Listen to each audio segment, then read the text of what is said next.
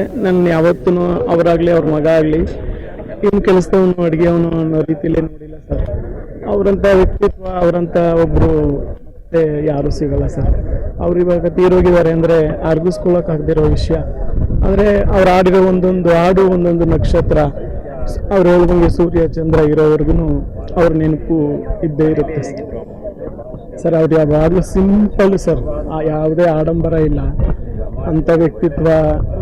ಹೊರಗಡೆ ಬಂದರೆ ಯಾವ ರೀತಿ ಒಂದು ಕಾಟನ್ ಸೀರೆ ಎಲ್ಲಿ ಇರ್ತಾ ಇದ್ರು ಹಂಗೆ ಮನೇಲೂ ಅಷ್ಟೇ ಸರ್. ಊಟ ಪ್ರತಿಯೊಂದೂ ಅವರು ತುಂಬ ಸಿಂಪಲ್ ಆಗಿರ್ತಾ ಇದ್ರು ಸರ್. ಇಲ್ಲ ಸರ್, ನಾನು ಮೊನ್ನೆ ಬಂದು ಶುಕ್ರವಾರ ಬಂದು ನೋಡ್ಕೊಂಡು ಹೋಗಿದ್ದೆ ಸರ್. ಶುಕ್ರವಾರ ಬಂದಾಗ ನನಗೆ ಈ ತಮಿಳಲ್ಲಿ ಒಂದು ತೂದುವಾಳೆ ಎಲೆ ಅಂತ ಸಿಗುತ್ತೆ, ಅದ್ರ ರಸಮ್ ಮಾಡ್ಕೊಂಡು ಬಾ, ನನಗೆ ಕೆಮ್ಮಿದೆ ಅಂತ ಹೇಳಿದ್ರು.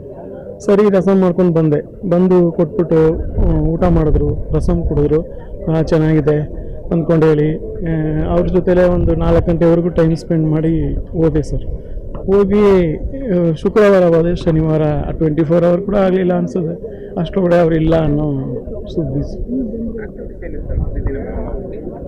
ಪ್ರತಿದಿನ ಸರ್. ಮೊಬೈಲಲ್ಲಿ ಏನಾದ್ರೂ ಡ್ರಾಯಿಂಗ್ ಈ ರೀತಿ ಮಾಡೋರು, ಅವರ ಹಳೆ ಹಾಡುಗಳನ್ನು ಕೇಳೋರು, ಇಲ್ಲ ಅವರ ಜೊತೆ ಇರೋರ ಜೊತೆಲಿ ಮಾತಾಡಿಕೊಂಡು ಇರೋರು ಸರ್.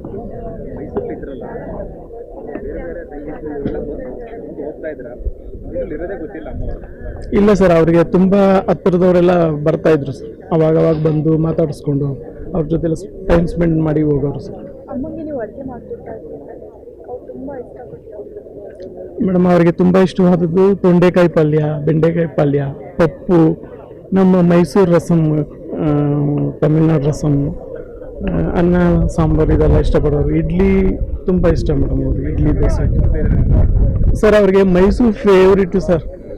ಹೈದ್ರಾಬಾದ್ಗೆ ಹೋದರೆ ಹೈದ್ರಾಬಾದಲ್ಲಿ ನಾವು ಮೈಸೂರಿಗೆ ಹೋಗಿದ್ದು ಒಂದು ತಿಂಗಳು 2 ತಿಂಗಳಾದರೆ ಸಾಕು, ನಾವು ಮೈಸೂರಿಗೆ ಹೋಗಿದ್ದು ಬರೋಣವಾ ಅನ್ನೋರು ಸರ್.